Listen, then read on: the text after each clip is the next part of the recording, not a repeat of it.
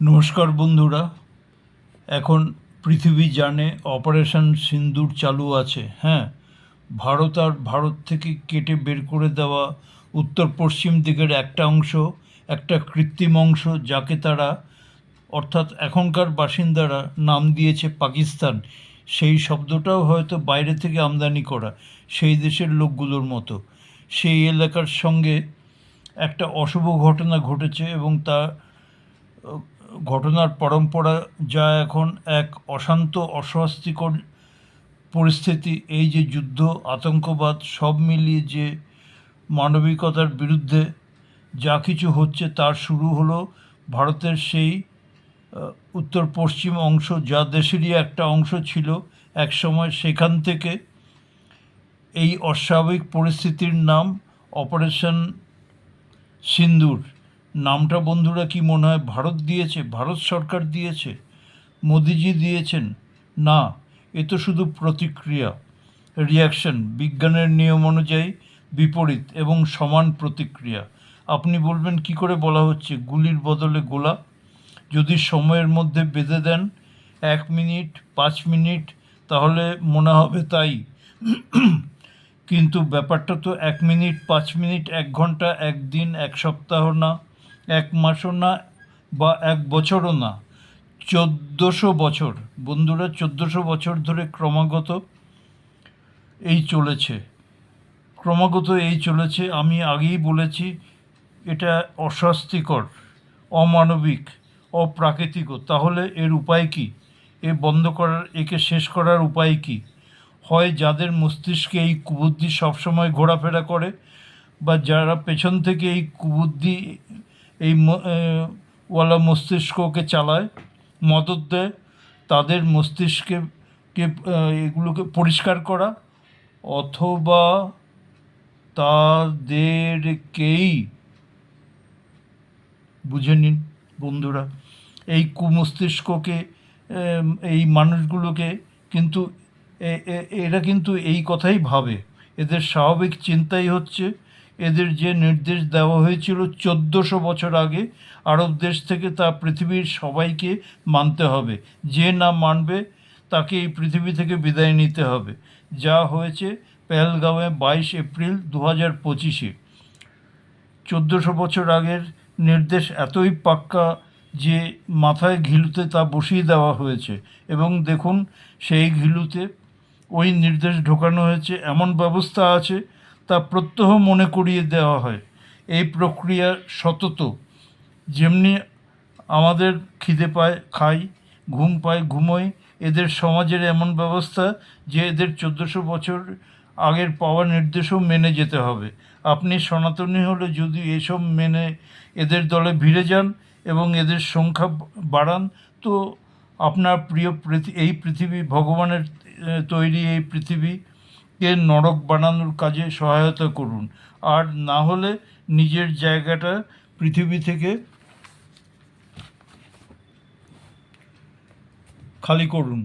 আর না হলে যা করা উচিত, বা আপনাকে দেবী দুর্গা বা মা কালী, রামায়ণের শ্রীরামচন্দ্রজি, বা গীতার শ্রীকৃষ্ণ, ভগবান শ্রীকৃষ্ণ যা শিখিয়েছেন তাই করুন। আর যারা মোদিজির ভক্ত, তারা নরেন্দ্র মোদী জিন্দাবাদ বলেই ক্ষান্ত থাকবেন না। তাহলে আপনার পৃথিবী কিন্তু ওখানেই থেমে থাকবে। বন্ধুরা, যা করবেন না, এটা কিন্তু করবেন না। আমি বলবো মোদিজির মতো অতটা না হতে পারলেও দেখুন উনি কি করবেন, উনি কি পরিস্থিতিতে কি করেন, দেশের কোন কোন জায়গায় কি কি কাজ করেন, কি কীভাবে করেন। ওনার কাজের ধারার 1000 ভাগের 1 ভাগ করুন, শুধু কর্মী হন, ভালো কর্মী হন, দেশের ইতিবাচক কাজে লাগুন। আমি কি বললাম? ইতিবাচক কাজ, হ্যাঁ। তার বিপরীত হয় নেতিবাচক কাজ। আমার নিজের চাকরির জীবনের অভিজ্ঞতায় বলছি, আমি চাকরি জীবনের 41 বছরের মধ্যে শেষ 20 বছর কোয়াসি জুডিশিয়াল অথরিটি ছিলাম। হয়তো খটোমটো শোনাচ্ছে, একটু সহজ করে বলছি। কেন্দ্রীয় সরকারের অধীনে বিভিন্ন পদে ছিলাম, যাকে বলা যেতে পারে প্রায় বিচারক। কোয়াসি জুডিশিয়াল প্রায় বিচারক, অলমোস্ট বিচারক। স্বাভাবিক নিয়মে বদলি তো হয়। বিভিন্ন জায়গায় গিয়েছি, কোথাও 15 বছরের কাজ ফেলে রেখে দেওয়া হয়েছে, এরকম পেয়েছি। কোথাও 6 বছর কাজ মুলতবি করে রেখেছে, পেয়েছি। আমি যখন যেখান সেই সব জায়গা থেকে ছেড়ে গিয়েছি, আনন্দের সঙ্গে বলছি, কোনো কাজ পেন্ডিং রাখিনি। সেই 15 বছরের কাজ বা 6 বছরের কাজ সব পুরো করে তারপরে ওখান থেকে বদলি হয়েছি। এগুলো আমার যারা খুব কাছের তারা জানেন, বাকিরা কেউ জানে না। শুধু ডিপার্টমেন্টের ফাইলগুলো জানে। তারা নির্বাক না সবাক আপনারাই বলুন।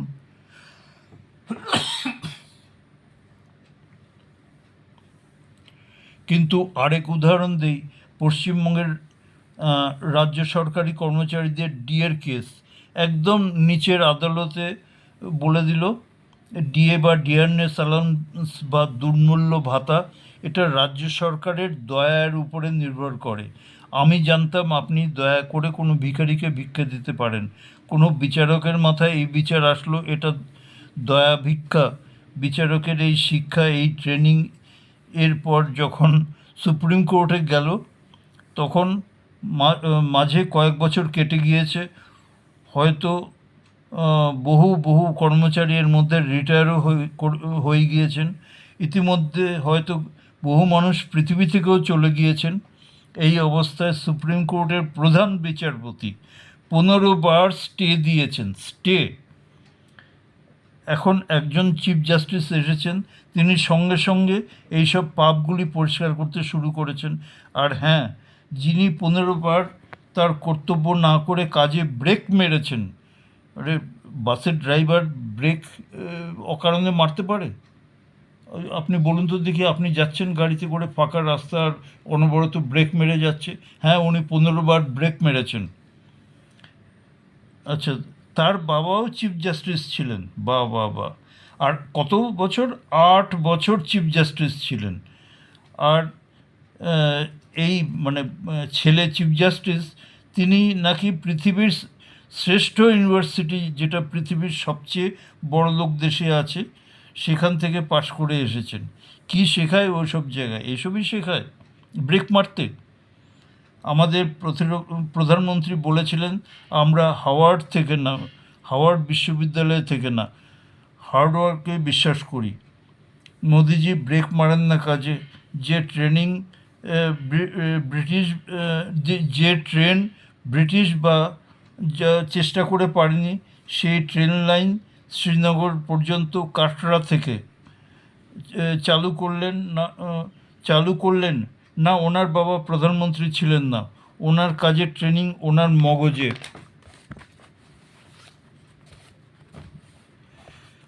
হয়েছে। হ্যাঁ, ট্রেনিংয়ের জায়গাটাও জানা থাকা দরকার, দলটা জানা থাকা দরকার। দুটোরই জন্ম বলতে পারা যায় কলকাতায়। এই এটা একটু বাস্তবের সঙ্গে কল্পনাকে মেশাতে হবে। নরেন্দ্র মোদীজি রাষ্ট্রীয় স্বয়ংসেবক সংঘের কর্মী, যার প্রতিষ্ঠাতা ছিলেন ডক্টর হেগড়েওয়ার।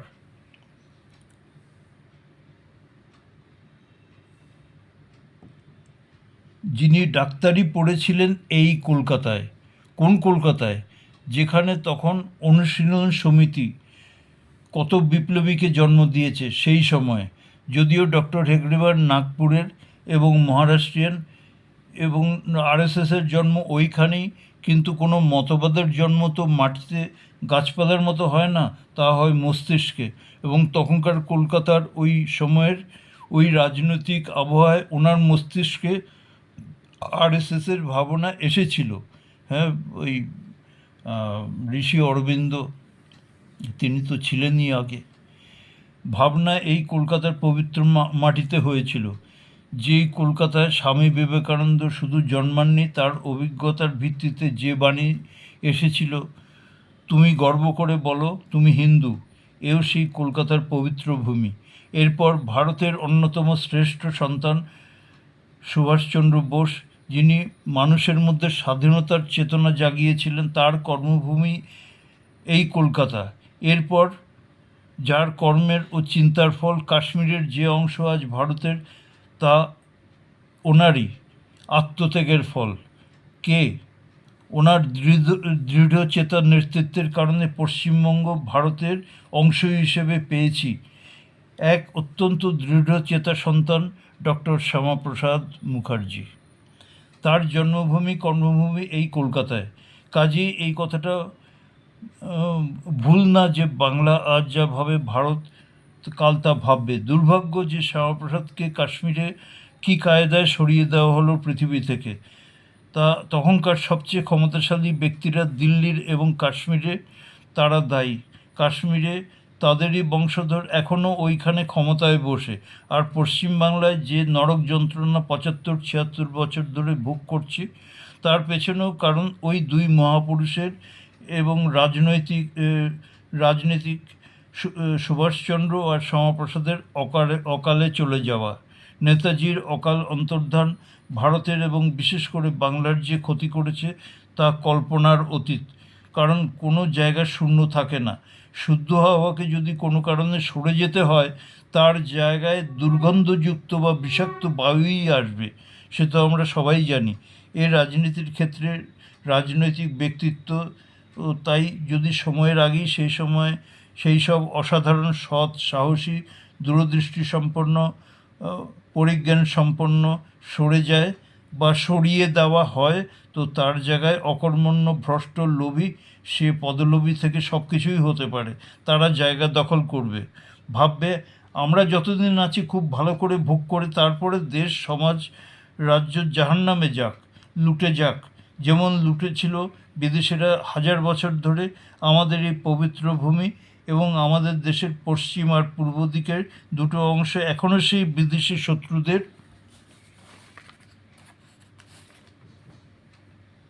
কবজায় আছে।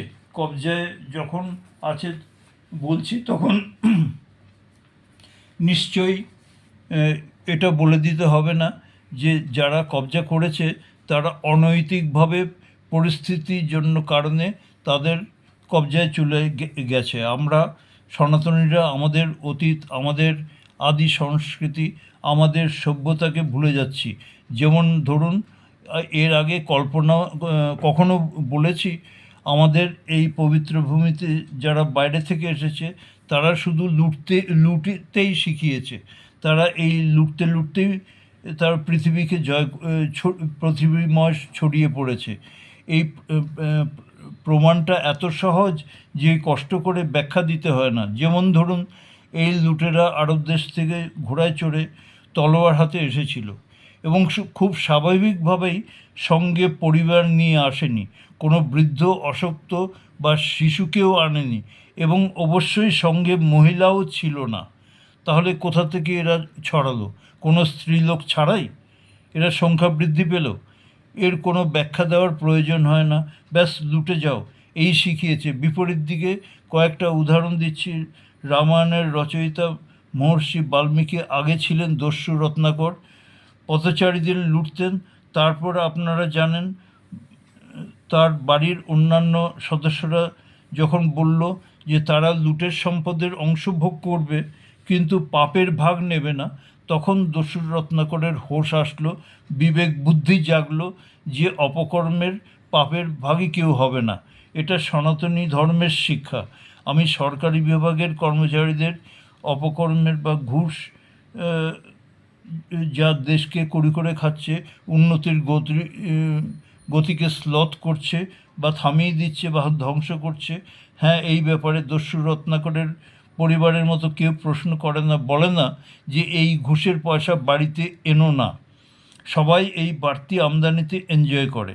মনে হয় ওইসব হয়েছে আমাদের দেশের সনাতন ধর্ম থেকে সরে আসার জন্য। অবশ্যই তার জন্য অনেকটা দায়ী বারবার বিদেশি আক্রমণ আর বিদেশি লোভী লুটেরা শাসকদের সম্পূর্ণ অন্যায়ভাবে আমাদের দেশের ওপর হাজার বছরের অপশাসন। বিভিন্ন সময় বিভিন্ন লুটেরা এসে অপশাসন চালিয়েছে। আর আশ্চর্যের ব্যাপার, এদের থেকে মুক্ত হওয়ার বা আধা মুক্ত হওয়ার পরে যখন স্বশাসিত হলো দেশ, তখন আমাদের ইতিহাসের পাল্টিয়ে দেওয়া হলো। দেখানো হলো বিদেশিরা ভালো ছিল, তারা লুটেরা ছিল না। বলা যায় তারা মহান ছিল। লুটেরা বিদেশি আক্রমণকারী বাবরের নাতি আকবরকে মহান বানানো, আজ যে পশ্চিমবাংলায় এই অনাচারের চূড়ান্ত দেখছেন, তার সূত্রপাত আগেই হয়ে গিয়েছে। তার নিজের সময় সবচেয়ে দীর্ঘ সময় মুখ্যমন্ত্রী থাকার রেকর্ড বানানো বিশাল নেতা, যাকে তার দল থেকেই বাধা দেওয়া হয়েছিল প্রধানমন্ত্রী হতে, তিনি বলেছিলেন বা দুঃখ করেছিলেন, এখন আর সেই বিদেশি লুটেরা বিদর্ভী বাবরের নাতি, মানে এটা আমি বলছি, উনি বলেননি, মহান গ্রেট আকবরকে আজ কেউ মনে রাখে না। এত বড় ভ্রষ্ট কথা, এত বড় মিথ্যে কথা, এত বড় বিপথে চালনা করতে পারে দেশকে, সেটাই করা হয়েছিল। দেখুন পরপর কাদের কেন্দ্রের শিক্ষামন্ত্রী বানানো হয়েছে। 1947 সালের পরে মৌলানা আবুল কালাম আজাদ, যার কোনো প্রথাগত স্কুল কলেজের শিক্ষাই ছিল না, জন্ম আরব দেশের মক্কায়, শিক্ষা মাদ্রাসায়। দ্বিতীয় হুমায়ুন কবির, তৃতীয় মোহাম্মদ করিম চাগলা, চতুর্থ ফখরুদ্দিন আলী আহমেদ, যার কৃতিত্বের মধ্যে আছে তখনকার পূর্ববঙ্গ, পরে পূর্ব পাকিস্তান থেকে শান্তিপ্রিয়দের ঠেলে আসামে ঢোকানো এবং ভোটে জেতা। এনারই সইয়ে রাষ্ট্রপতি হিসেবে দেশের জরুরি অবস্থা হয়েছিল। আর শেষে বামপন্থীদের ইচ্ছায় বা চাপে নুরুল হাসানকে শিক্ষামন্ত্রী করা হয়। বন্ধুরা বলুন, পরপর এই এক বিশেষ প্যাটার্নের মানুষদের এত বড় দেশে কেন্দ্রের শিক্ষামন্ত্রী বানাতে হয় কী কারণে? কী কারণ ছিল? কারণ ছিল, হাজার বছরের গোলাম ছিলাম, এখন আগামী দিনেও ভুল শিক্ষা দিয়ে এই দেশের মানুষদের মানসিক গোলাম করে রাখা। বন্ধুরা, এটা আমি জানি না যে সেই সব নেতারা জনগণকে ভুল পথে চালিয়েছেন, তারা কি সত্যিই জানতেন না সত্যটা, না জেনে শুনে শুধু জনগণকে বিপথে চালানোর জন্য এই সব ভুল ইতিহাস পড়িয়েছে? আর তাই যদি হয়, কি তার উদ্দেশ্য? শুধু কিছুদিন এদের বুদ্ধি বানিয়ে এদের উপর রাজত্ব করার সুখ, তারপরে যখন থাকবো না তখন যা হয় হবে। এমনকি ওই নেতাদের বংশধরদের কী হবে তাও ভাবতো না। তার পরিণতি আজ দেখুন, শিক্ষা, স্বাস্থ্য, চাকরি সবেতেই এখন শুধু ধাপ্পাবাজি ছাড়া আর কী আছে? কোনো শাসকের শুধু ধাপ্পাবাজি করব এটা উদ্দেশ্য হতে পারে না। হয়তো হতে পারে অনৈতিকভাবে প্রচুর পয়সা খুব তাড়াতাড়ি কামিয়ে নিই, কারণ সৎভাবে সমস্ত সমাজে আর্থিক অবস্থা ভালো হয়, কিন্তু সময় নেয়। আর তাহলে কি এটা না তো যে পুরো সমাজকেই ধ্বংস করে দিই ভুল পথে পরিচালিত করে? ধন্যবাদ মানুষ।